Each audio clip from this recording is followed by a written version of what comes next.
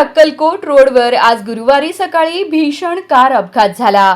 अक्कलकोट नाका येथील पुलाजवळ सकाळी सुमारे 9 वाजण्याच्या सुमारास ही घटना घडली।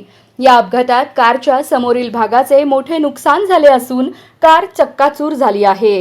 प्रत्यक्षदर्शींनी दिलेल्या माहितीनुसार बलकरने कारला जोरदार धडक दिली। धडकेनंतर कार रस्त्याच्या कडेला असलेल्या कठड्याला जाऊन आदळली। MH13 AZ 9203 क्रमांकाच्या कारचे यात मोठे नुकसान झाले। अपघाताचा आवाज मोठा असल्याने परिसरातील नागरिकांनी घटनास्थळी धाव घेतली।